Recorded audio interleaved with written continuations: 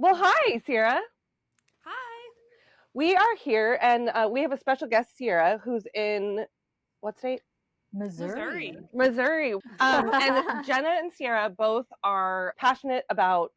We're going to talk about arcs. And if you don't know what that is, we're going to tell you. Sierra emailed me through our YouTube channel, and then I went. At first, I thought it was a scammer. So I'm like, who's emailing us? We're like nobody, like following each other on YouTube now. And I was like, oh, she's doing I watched some of her videos. So I responded, and then we talked. And Sierra, tell us a little bit about your bookish journey. Yeah, so I have always loved books. My parents read to me when I was little, and that developed into when I was in like high school and junior high, reading all of the popular books at the time. I was a big Twihard, very into the Twilight Saga. Edward or Jacob? I was Team Edward, but with the movies, Team Taylor Lautner. I was Team Jacob. From OG. I was OG Jacob girl. She likes those hairy ones. Ooh, I do. But then I, moved into the Hunger Games, Divergent, all the, really popular ones at that time. And then I went to college, and then I went to pharmacy school, and then I went to residency.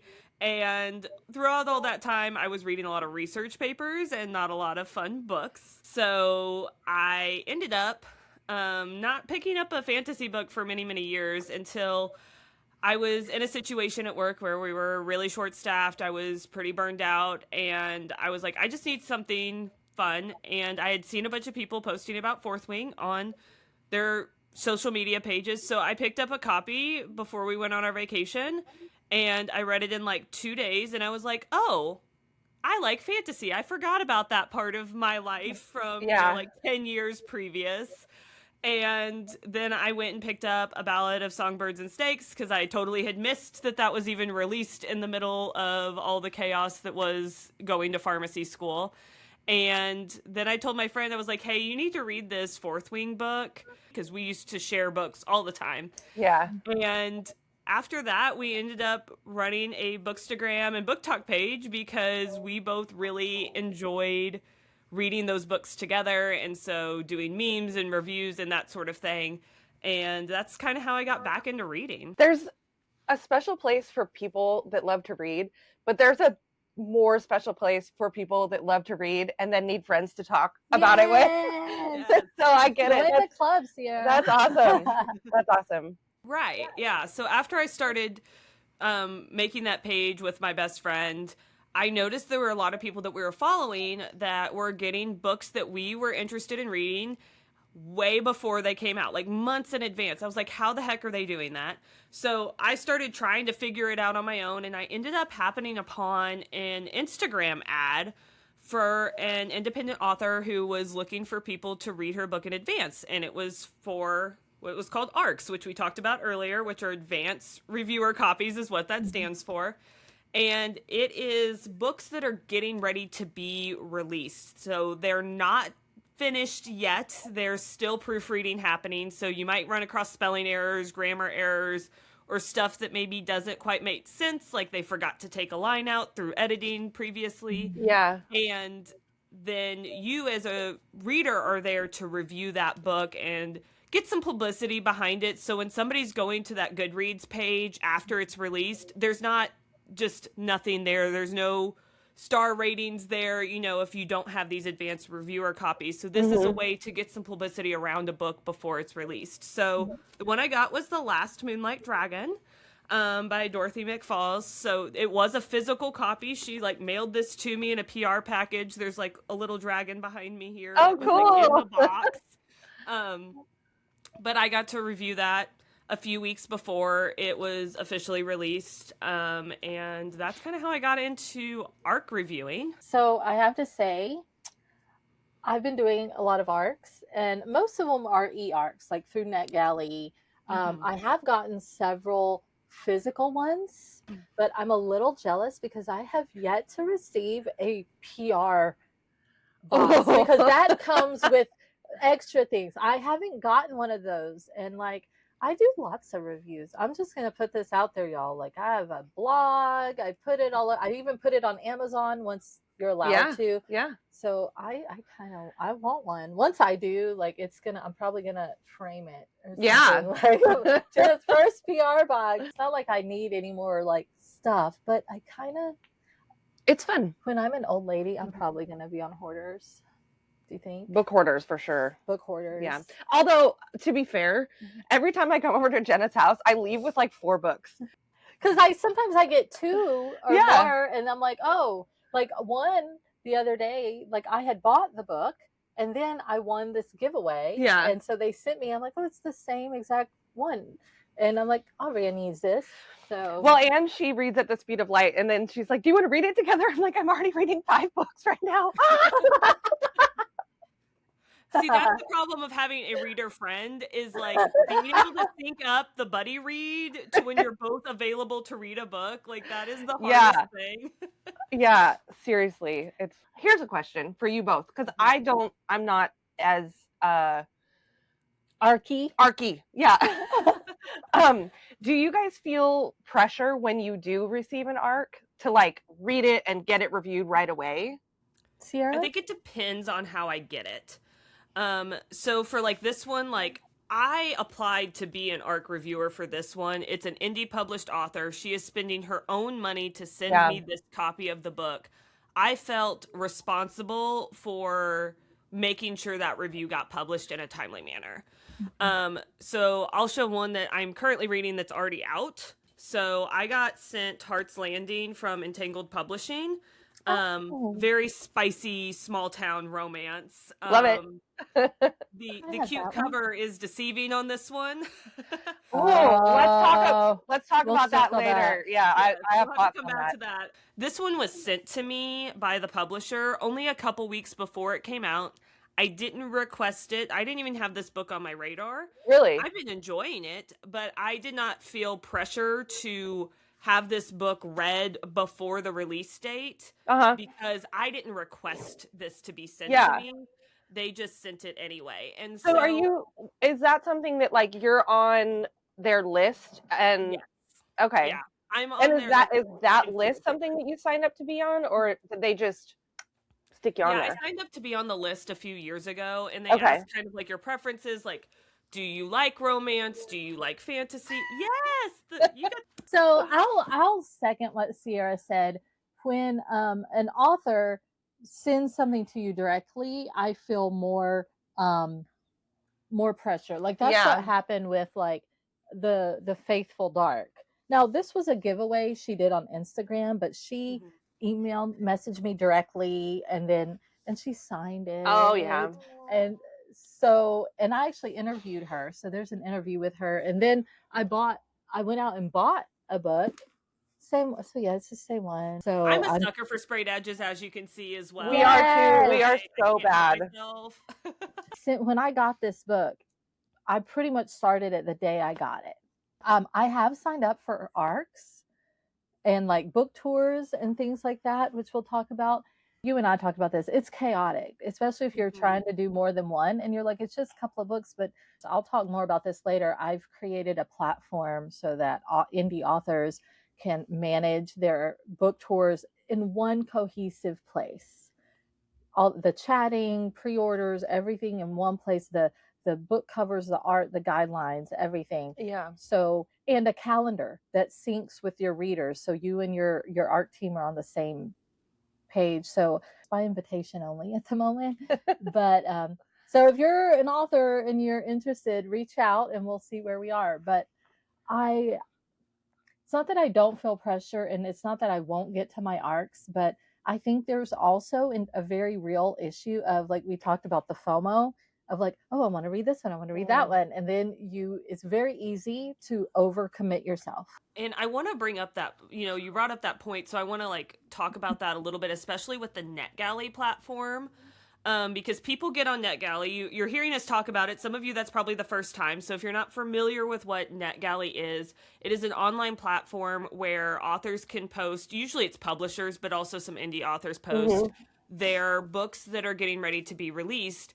And most of them you have to request, and then the publisher will look at your profile and you can like link your pages that you review on for them to look at, and they will determine whether or not they want to give you a ARC. And so those ARCs are all electronic, whether it is a ebook or it is a advanced listener copy, an ALC for the audiobook.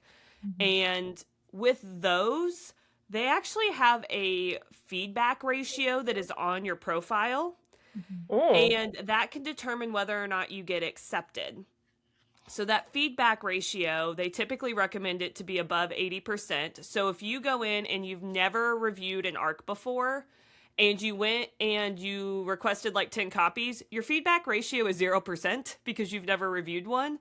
And it's going to be a lot harder for you to get books. So just a word of caution, especially when you get access to platforms like that, you don't want to overcommit. What I recommend is typically taking it slow, grabbing 1 or 2 books, reviewing those before getting more, because you can get a buildup of all of these ARCs, and then you don't want to make reading not fun because you feel pressure to read something that you're not really interested in. Yeah, don't give yourself homework, right?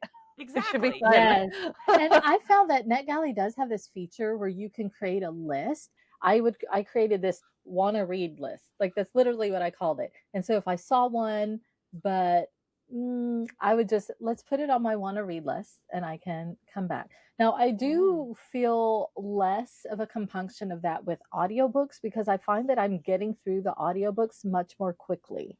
Physical books and ebooks, I'm a little bit slower, although I typically, I think my average for like a physical / ebook is 300 to 400 page book. I can do it in a few days. Well, what about you, Sierra? So again, it kind of depends on the length of them and also the content of the books. So if I'm reading like lighter, fluffier, contemporary romances, I can breeze through those. Some of those fantasy books, they get heavier. You're dealing with heavier topics and also heavier world building. So sometimes I need more of like a break to set those down. So I usually run through like 6 to 10 to 12 books. I mean, I know that's a wide range, but it also depends on if I'm traveling, I will listen to audiobooks. And so my parents live like 8 hours away, 8 hours of traveling. Well, that's a whole audiobook because I usually do it at 1.2 speed or whatever. So then I'm, getting through one of those just from driving time. But I try to be conscious of what other books that I'm wanting to read that aren't ARCs, because I'm in a couple of book clubs and I always want to make sure I'm getting through those books so I can enjoy the book club. I'm in a fantasy one and a romance one at our local bookshop. And so I have those 2 books that are kind of like penciled in already. Yeah. So keeping that in mind, but then there's also some of them that are new releases that I want to read anyway. And I'm like, well, if you're going to give me that early, you did your humble brag a moment, so I'm going to have to do one now. Do it, girl. My most prized ARC is I got Shield of Sparrows early. You're going to make Jenna blow up. That's like her favorite book of last year. It was. I loved it. Hold it up again. Yes. This is Shield of Sparrows. So I got the ARC, and then they're actually, let me see if I can get it's numbered. So they did 2,500 of them. So I'm 1,000, I don't remember, 1,762. That's so cool. They sent out numbered ARCs. This is the only numbered ARC that I have ever received. I didn't even know that was a thing. They did that, though, because it was so highly anticipated. So we haven't really talked about kind of the etiquette other than when to review them or how we feel pressured with that. And I always try, if I can, to read it before the release date. That's usually the goal. Definitely if it's an indie published author, because they're not getting the backing of a publishing company to get those reviews out in the marketing. So I try to help out more. But this one was super highly anticipated. And so they did not want people selling this ahead of time or selling these advanced reviewer copies. It does say everywhere on here that this is an early copy, that you're not supposed to sell them. And because they're not the final version, they're making tweaks, they're proofreading this. So you do find a few things in here that aren't the same as the final version. So that was part of the reason that they did the numbering, is what I found out later on when I was talking in the group that I'm in that does these for Entangled. And they wanted to make sure they knew they have the number that people had in here. Ooh. So they wanted to make sure that the reviewers were keeping these under wraps. Yeah. So if you did sell it or something, they could trace it back. You get take off the list. What did you rate Shield of Sparrows? So I don't remember. I think I gave it a 4 or 4.5, but I gave Rite of the Starling a 5. And my reasoning behind that was the beginning of Shield of Sparrows for me was a little bit slow. Oh. I liked all the creatures, but I felt like it was a little bit repetitive in some pieces. However, I loved all the creatures. One of my favorite artists, she's I think it's Pantilli Illustrations. I have one of hers up on my wall. She's doing one with all of the creatures from Shield of Sparrows. Oh, wow. So did you, after you read it and everything, did you go get the pretty version? Yes, I have a pretty signed version. Signed? Yes. Oh. So I got the signature on there. Oh, that's so cool. For the Shield of Sparrows. She did a handful of them that went to Walmarts. What? And only not many Walmarts even got them. So I went to the Walmart in town. There's 3 Walmarts in our town. And I went to the Walmart where I felt like the least amount of readers would go. I was strategic. I'm like the strategy.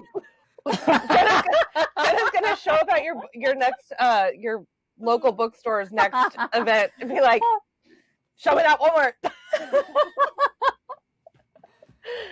Oh, yeah, man. So I got super lucky. But yes, if you guys have not read The Shield of Sparrows, Rites of the Starling, I'll do it and I'll report back, and then the 3 of us, we can get back together. And then we'll talk about it, because there seem to be mixed feelings. Some people, like, she did not like Rites of the Starling, and there's a few others that didn't. Sierra, you mentioned that you kind of prioritize arcs, to review them before the release date. I think you mentioned that you do put a little bit more emphasis on independent authors that send you the copies directly because they are not being backed by the marketing of the publishing house. So, and 2-part question, do you feel that ever influences your rating, it being an independent author versus a traditionally published author? Yeah, that's a really good question. So I do try to prioritize books.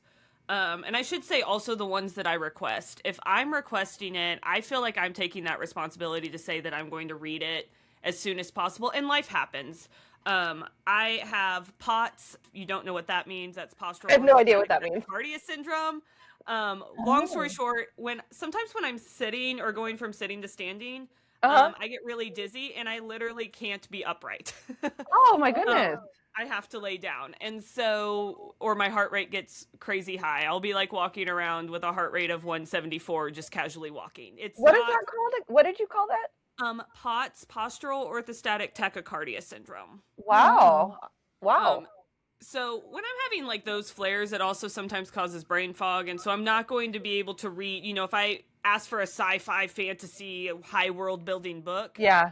I'm probably not going to be able to read that, when I'm having a flare. And so sometimes life happens like that. We all have those things. Of course. And authors and publishers understand that. So I try to do it as close to the release date as possible, because one of the things that this helps with is pre-orders. And there are a lot of, other than just the money that comes in from having a pre-order where you're trying, especially if you're an indie publisher, to get some of that cost recouped as soon as possible because they're paying for everything up front. With the publishers that are going for New York Times, USA bestseller list, your best opportunity to get on that list is through the first week that it is out, because the pre-orders all count towards that list. Oh. So I didn't know that. Did you know that? I didn't know that. Wow. No. Yeah. So that's a huge part of why these early reviews are important, because those early reviews contribute to pre-orders, which then can contribute to if they get on the New York Times bestseller list. So there's a lot of background going on with these reviews other than just you posting a review on Goodreads. Yeah. So I do prioritize that. Does knowing that it's written and produced by an independent author influence your judgment on the quality of the book and therefore your review? I try not to let it influence that, because I think if you're going through the indie publishing process, you're agreeing to do the things that a traditional publisher would do. You are taking that responsibility on yourself or with your small team, but you still should be publishing a high quality book. And I've received some really great indie published books. I mean, Devney Perry, aside from Shield of Sparrows, almost everything else that she's published has been independent. And she's a fantastic author, and she has some really great series that have taken off. Yeah. Aside from this one. So you can have really great books that are indie published.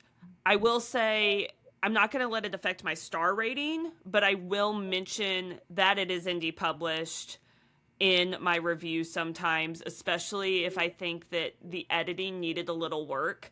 If your final review, and this happens in traditional published books too, you know, if I find a ton of spelling errors or grammar errors that take me out of the book, and it's not an arc, I will say that, because with arcs, it hasn't went through that last round of proofreading. But if I'm reading a final copy especially, and I'm still seeing that, you are taking responsibility to have an editor that's going to prevent that from happening. And if the indie publisher isn't doing that, I think people should know, because it does affect your reading experience.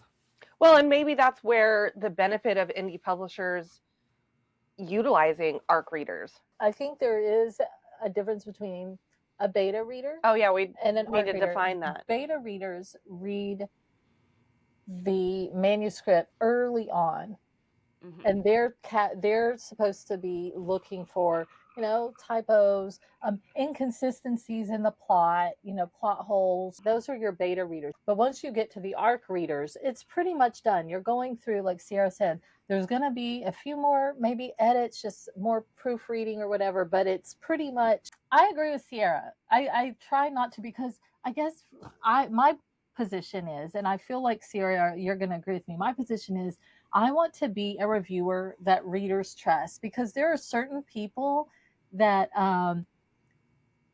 well, you know, let's just say it.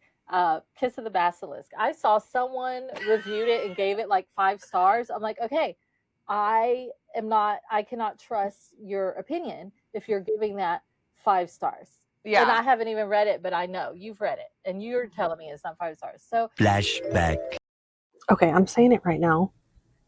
This should not be in the fantasy section. This should be in jail. I did read it, but you shouldn't. End of flashback. I read the book. and then If I could give it 0 stars, I probably would. But did I read the second one? Yes, I did. so there you go. But so I want to be the type of reviewer that, like, they know that I'm gonna be honest. Yeah. And I'm gonna say, like, yeah, like, it was strong. Like, I read a book the other day by Alice Feeney, Beautiful Ugly. I liked it, the mood, the writing, the twist. I did point out in my review, and I rated it still kind of high, but I said that I didn't care for the ending. It was too Wicker Man-ish, and it was sort of like, I felt that the book kind of suffered from Lost syndrome. You know, Lost was great until that last season, then it tanked, almost nihilistic. There wasn't any hope. I think I think in general that is a problem with thrillers. Not Like- all of them. My husband's wife had a great. Well, that was ending. good. What was the one that I borrowed? I'm glad you said that, because that's been on my list. So now I'm going to have to check that one Well, out. my husband's wife is good. Really good. I made her read it because We made a video about Yeah, it, it talking was- about it. I'll have to go watch the video. Read it and it's then watch the good. video. See, my problem with thrillers. Oh wait, there's puppies in the video. Oh yeah, because my dog had just had puppies and we were holding them. yeah. Sarah, have you read Play Nice by I'll who grab is it. I'll grab it. Rachel Harrison? Harrison. Rachel Harrison. No, I haven't read that one. Well, it was the same for me. I mean, I was like in it. I was having a great time. It's kind of a paranormal like thriller. It's about this house that's the haunted. cover. Yeah, yeah. Yeah, and I was stoked to read it, and the ending was trash. Like, how do you have a 5-star experience and then the ending is trash? Okay, that's my question for you both. How do you then go about rating a book like that is great time, ending garbage? And I feel like that is super subjective. And that's the thing with reviews, right? And I think if you're going to be an ARC reader, we don't need to be just putting a star rating and then like 1 or 2 sentences. I feel like if I'm an ARC reviewer, people are going to the reviews at the early stage to really understand what the book is about. And if you just put a couple lines that are very generic, you're not helping the reader decide if this book is for them. And the whole point of ARC reviews, it is not for the publisher and author. Reviews are for readers. If you are listening to this and you are going to be an ARC reviewer, I want you to take away that. If you take away nothing else, these reviews are for readers first. I so love that you articulated that, and I think that gives so much more integrity, intellectual integrity. So going into reviews for your fellow book readers, not for the publishing house, not for the author, not for them to make money. We're the ones spending the money. Yes. And we should be protecting each other from wasting our money on bad books. Yes. And that's the thing. Like with my review of Beautiful Ugly by Alice Feeney, someone who has seen all the Wicker Man adaptations and loves them will read that review and will be like, oh, I like Wicker Man, I'm going to like this. So it is subjective in that what people like is subjective. I felt that the ending, just the ending, was very Wicker Man-ish and nihilistic. And so I stated that because someone else who loves Wicker Man, and there are a lot of people because it's got like a cult following, they will read that and say, I'll like this. Yeah. And they'll probably enjoy that ending. And so I think that's why, and Sierra, you and I talked about this too, like we give context clues, like this reminded me of X. Yeah. And of the other, because people relate to it. And it's a way of giving them more insight into the book without giving spoilers. What are your thoughts in general, Sierra, on fantasy standalones versus fantasy series and your experience as a reader who reads, 10 to 12 books a month? So I love both, but I think right now I'm getting a little exhausted with the number of long series, or I will say one of my biggest pet peeves that I didn't know I had until I became an avid reader was, if you're telling me this is a trilogy, don't make it 5 books. Yes. Now, I'm going to speak up for the mathematically impaired. Some of us can't count. Just saying. Yeah. Like, well, if okay. It's supposed to be 3 books. Why is it 5 books now? I just don't understand. I feel like I'm okay with it if it's like, again, independently produced by an author that, like Allison Robinson, thought she was writing one book, realized this book is way too long, and so she made it into a trilogy. That is respectable. What I don't respect is publishers picking up a really popular series that went crazy on the first book and then decided to tell the author, no, now you're going to have to make this 6 books because we want the dollar signs. I don't like that. Okay, let me start us out then, because I want to ask you guys both a question. Ask us. You've got good questions. Have you ever considered you should be a journalist?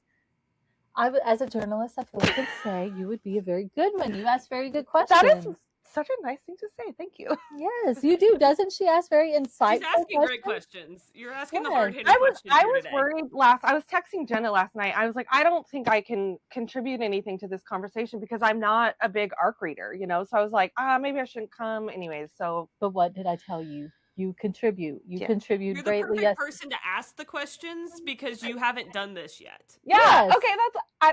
You guys. Okay. This is a question for you both because you're avid ARC readers. What is the lowest rating you've given an ARC? I think a 2. Which I'm not one to give very many, like, 1-star. Are you more likely to be kinder and give a book that's meh a little bit better of a rating? Or I think, okay, listen. All right. Hang on. Wind this back. I was thinking about this last night. What? So we read Red Rising, right? Mm-hmm. I DNF'd it. I was like, I'm out. I'm outie McScouty on this whole thing. She finished it. She gave it 4.5 stars. And then I was like, oh, well, are you super excited to read the next one? And she was like, no. I said, no, I won't read the next. How? Explain yourself. I will explain. I rated it highly because I thought, like, the pacing was good. Okay. I thought the action was good. I thought the world was interesting. I thought the writing was good. I think that, but then it became, do you want to read more? I'm like, well, I'm not so invested. And then I had to look, I have all these others that I want to read and all these series that I've started and I want to continue. 4.5 and so stars to don't want to read the next one immediately. But that's why, but there's a difference between objectively rating the quality of a book versus how much did I like it. And so objectively speaking, I couldn't rate it low. And I'll be honest, like this book, I gave it 2 stars and I probably shouldn't. I might go back because that was purely subjective based on my feelings and my being upset with the bait and switch as opposed to rating it on the quality of the book. Okay. So that's the difference. Red Rising, I rated purely on a, let me think through this. I kind of have a checklist in my head. Yeah, this was good. This was good. I did enjoy it. It did keep me wanting to read. But then when you ask me, oh, do you want to go pick up the second one? I'm like, no, I might not. I'm like, someday. I'm not saying I don't want to read it. I'm just saying in the hierarchy of my reading priorities, there are other things that are. That's 6 books. Well, I only rated the 1 book. So that's different. I didn't rate the whole series. I mean, I think, for example, if I were to go and do a full review of the Throne of Glass series, each book would have its own rating within the series, but then I would have a rating for the series overall. Okay. I haven't done that. I probably should because it's like my Roman Empire. I love Throne of Glass. I love Throne of Glass too. Yeah. There's other Sierra, things. what's your thoughts on that? So I think there's a couple things in all of that. So I want to start with like the ratings. Yeah. Ratings are so subjective, and that's why I think it's really important for, if you're going to be an ARC reviewer, that you're not going in with the intention of just giving it a star rating, because those are incredibly subjective. Everybody kind of has their own star rating. Like, I think Goodreads gives suggestions, but let's be real, everybody has a different way to rate it. So some people are looking at it like this is the quality of the writing. Some people go off of vibes. They're like, the writing wasn't great, but I enjoyed it. I did that with the Dream Harbor series. Ooh. The Pumpkin Spice Cafe. I loved the vibes. Yeah. I think she hit small town fall vibes. I gave it a higher rating. The quality of the writing is not great. Let's be real. Like, it's not a like award-winning writing quality book, but I really enjoyed it. And I put that in my written review. So if somebody's taking this, don't look at just somebody's star ratings when you're reading reviews either, because everybody has their own way of rating it. And I put that in here. The quality of the writing was not crazy high. It's a very easy read.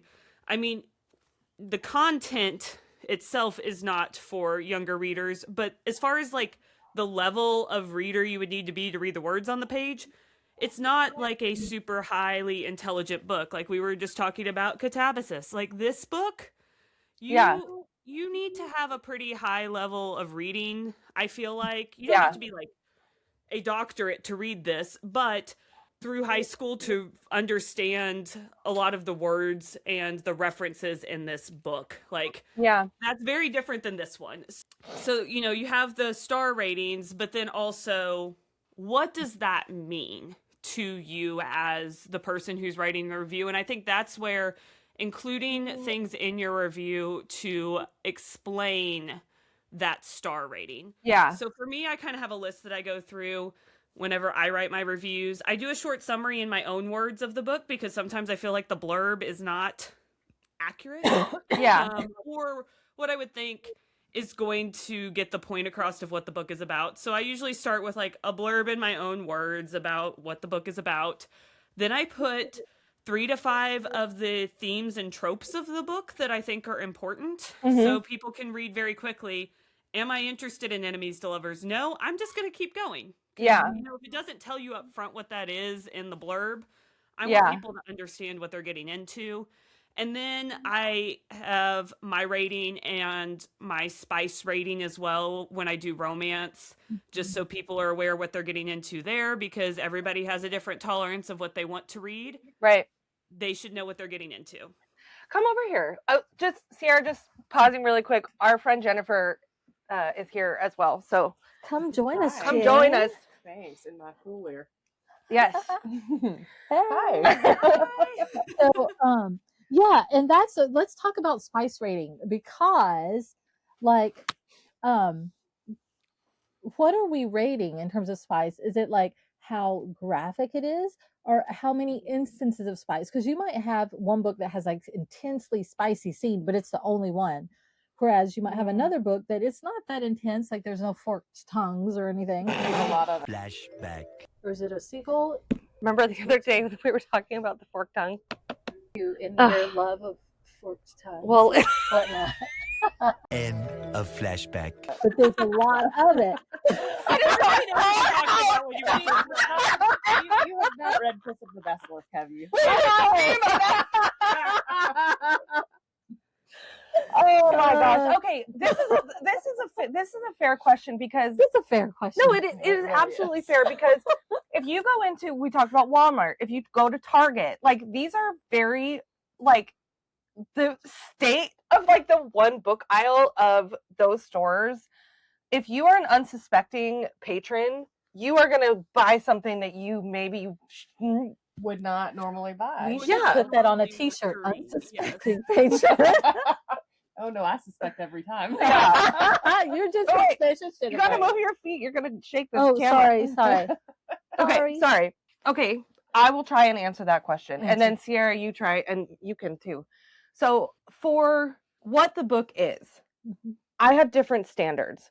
If I'm buying a book that I know is there for the spicy and the forked tongue, Then you read it eyes wide open going in. yeah, but like, And what do you rate it? But- Five chili peppers? but is it in Kiss of the Basilisk? No plot, 0% plot. Okay, but you go into it knowing this is a stupid story. The story is dumb. If it's, and I'm going into it knowing that, well, You've chosen it I don't for a know, reason. but like Kiss of the Basilisk, I may give 3 stars because it's exactly what it set out to be. And how many It's chili peppers is it? 100,000 There's a lot of chili. spice. That book, I think the author's intention was to be shock value. Sarah, like, what do you do with the like the spice rating and the? I'm actually considering doing some changes to how I'm doing it, because I have been doing, so I do a green pepper if it's like kisses, closed door, there's nothing there, but it lets people know that there is some romance in there, so people are just Yeah. aware, especially because I like to read a lot of YA, Mhm. so people know what is in there. Yeah. And then I kind of go up from there. But one of the things I've been doing, and I think I'm going to continue, is I put my chili pepper rating, 1 to 5 chili peppers, other than that. But then in parentheses around, like after that, I put why. So Yeah. a couple of explicit open door scenes, or many explicit open door scenes, or, Yeah. one slightly graphic scene, just so people understand what my rating is, because everybody has a different tolerance to that. Yeah. And explaining like this is straight smut, or this is, mostly plot. I would expect, if I'm going into a book that is going to be spicy but is going to be a small town romance, that there's got to be still great characters and still great character arcs and still great side characters, enough for me to like enjoy the story. I'm an adult 37-year-old woman. I'm okay with reading spice. But I have higher expectations for something like that versus something that is just straight smut like Kiss of the Basilisk that is just dumb. And I also have way higher expectations for fantasy books. Like, I'm sorry, Silver Flames is one of my favorite books, not because of the spice. I love the spice because I love me some Cassian, but that entire series would be inappropriate, in my opinion, to leave out sex. Because all of those characters are so developed, and they're all these different descriptions of what they're going through and their relationships with each other, that they are adults, and it would be dumb to pretend that adults are not sexual beings. Right. It's not just side characters having sex on the page just for the sake of it. Right. Yeah. It's not shock. It's not there for shock. It's there because they're full characters. They're complete characters. And I think that is important to bring up, and that is why writing the review matters so much. Instead of just giving something a star rating or give it a number of chili peppers, is explaining what that means to you as the reader. Yeah. Because I like to talk about, like, what did I like about this book? What didn't I like? I talk about how much plot is in there and how much is other if I'm talking about romance. You know, is this mostly spice, or are we actually getting really developed characters from this? And like if I listen to an audiobook, I'm also bringing in how is the portrayal of these characters through the narration, because that's an important part.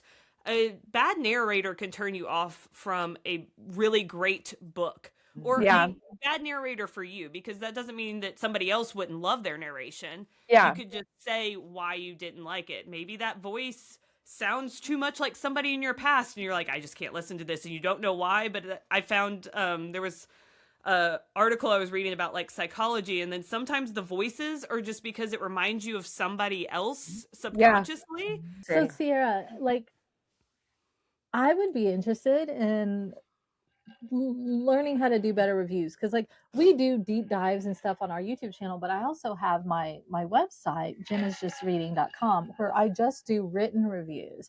So if I wanted to learn how to write better reviews, or if someone else watching is interested in that, what are some options for learning how to perfect that? So that's a great question. First, I want to remind everybody, because I've said this a number of times, reviews are for readers.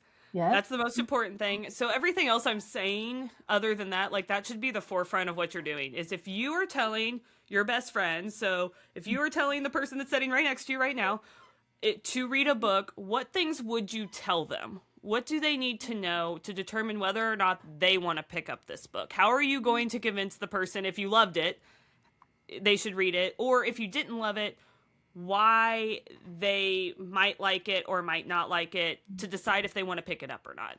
That should be your first goal.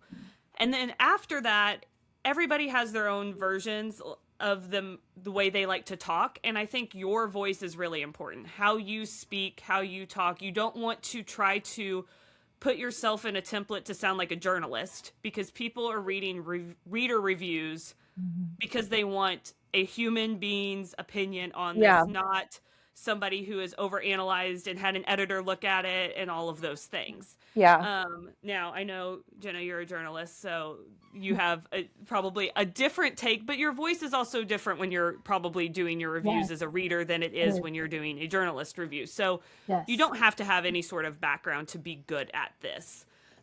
Everybody picks people they like reviews for. So you were talking earlier about certain people on Instagram you liked their reviews or didn't like their reviews. You do that because of that person's personality and how they share that information. So that should be number one. Then if you are doing like a blog or YouTube, even Instagram or TikTok, the next thing you want to think about is what things can help somebody find that content. And that is where search engine optimization comes in, which is a fancy way of saying the words that people are putting into Google or in the search bar. And so some things that help with that are tropes. So we talked about small town romances, grumpy sunshine, enemies to lovers. Putting those things in there, if that is what the book is about, be helpful for people to find those reviews of those books. And comparison titles. So if you think this book really reminds you of something, you don't have to do this in every review, and I definitely don't. Like, if I haven't read a book that it really reminds me of, I'm not going to put a comparison title in there. But if, for example, we just had a book club and everybody was saying that this book reminded them of something else, well, in that case, when I wrote that review, I put that in there. I put that in there as a comparison title. So if somebody's looking at this book that they really like and are looking for other ones, your review could pop up to show them the next book on their list. Those are some things to kind of do in order to get your reviews seen and write better reviews that can help readers, because that search engine optimization, when done correctly, is actually helpful for readers to find their next book. So what book was it? It's Agnes Auber's Mystical Cat Shelter by Heather Fawcett. Oh. It is signed. Yeah. Love it. Jenna's moving to Missouri. Local bookstore. It was just on their shelf. And what did it remind people of? Howl's Moving Castle. Oh, okay. I've heard good So things about that this book. is a children's cozy fantasy. It was written, I think, in the 80s, maybe? Mm-hmm. The main male character in this book really fell in line with the main male character in this book. I think it's almost impossible not to have an association with this book reminds me of this, or this book reminds me of that movie. Right. So I think that that's a great way, you know, because if you are a person that only reads 5 books a year, only when you're on vacation, and you really want that 1 and 5 to be excellent, those associations are probably really helpful. Yeah. I mean, like for you, like I read an arc of Murder at World's End. Oh yeah. And I told her, I said, oh, it reminds me, like you'll like it. It's kind of like Downton Abbey, but meets Knives Out, kind of only murders in the building. I was like, sold. Same. Yes. It's gonna get and I like that reference of books to movies and shows, because so many excellent books in the last like 5 years are becoming shows and becoming movies. Yeah. Like, what are your, because you said, Sierra, that you read a lot of YA. So I read mostly fantasy and romance. I love cozy fantasy, especially when She's on that life kick is right now too. stressful. I'm listening to Sea of Charms right now as an ALC. I requested it. I didn't get it.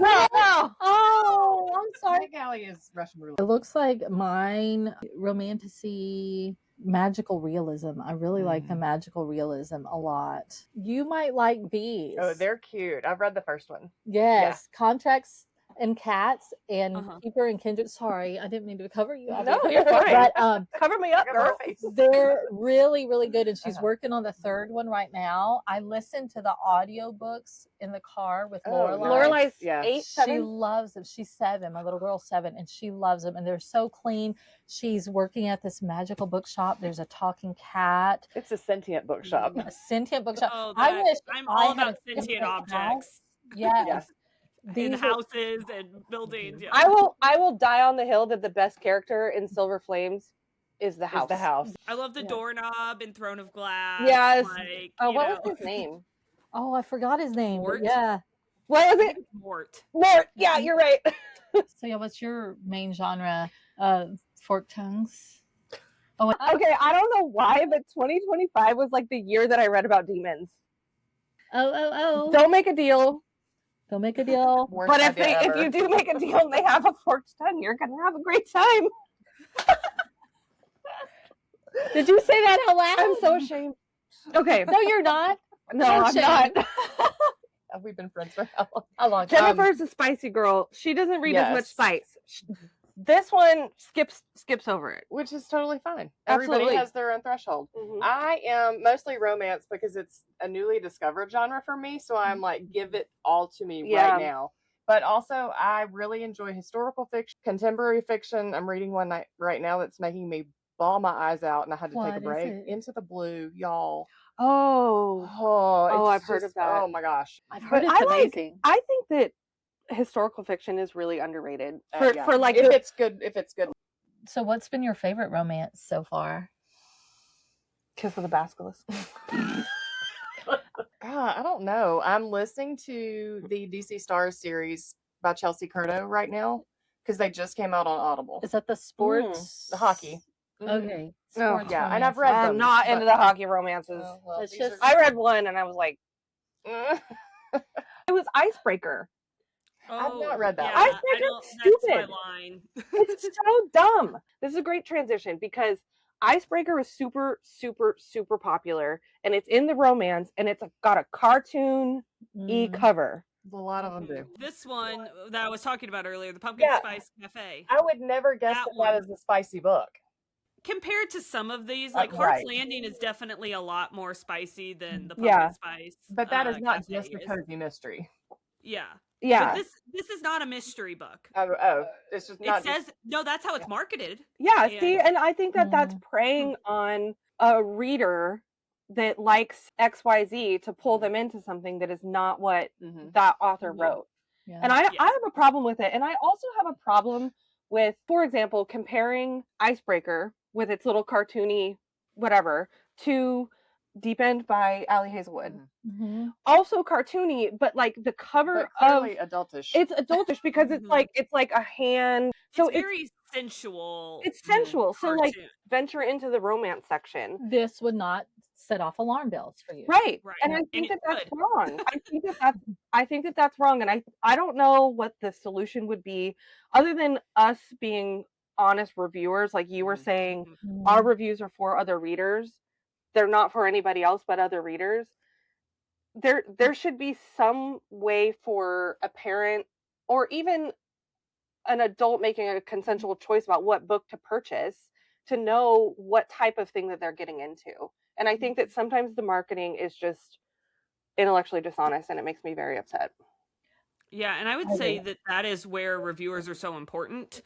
I recently did an ARC review, and I know we talked about it yesterday, of Verity Guild by Maya Corland, and I loved this book, but the marketing was totally wrong for what it was. It had been marketed as a like fantasy mystery versus a romantic fantasy, which is what it is listed under. I could have given this 5 stars, but I could not give this book 5 stars as a reviewer for the marketing purposes because the romance in this is lacking. It is not good. It is very lustful. There's not any like connection, in my opinion, between the two characters. But the mystery part, like it was Fantasy Clue. Like there are plenty of people who would have picked this up if it was just marketed as Fantasy Clue. I who pick it did up it because mystery? it's fantasy Clue. Yeah. Right. And you're Like- not a big fantasy. No, I'm not, but I love Clue. I mean, it was seriously like they are locked in a building together. It is all these political leaders. So there's the political intrigue. And then you're trying to figure out, people keep dropping dead. And you're like, who is doing this? But that's not how it was marketed.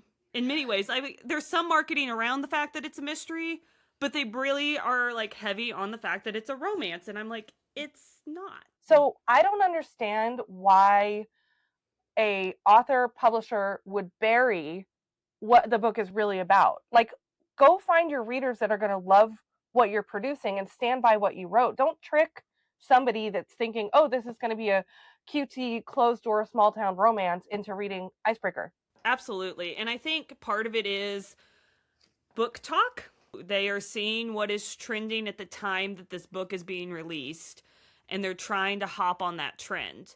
Yeah. But I do think you're a disservice. Like, this is a series, and so there are going to be plenty of people that don't pick this up that would have loved a mystery fantasy because they don't think that's what this is, because they're like, well, I don't really like romance, but I like mystery, so I'm not going to pick up this book because it's a romance. And it's not. Yeah. But, you know, they're doing a disservice there. And then the people who pick this up thinking it's going to be a romantasy might not pick up the second one because they got a bad taste in their mouth from this one because they didn't like the romance. But I also put that in my review so somebody reading it would know if you like the emotional connection and your romances, it's not here. Say, Sierra, this has been so much fun.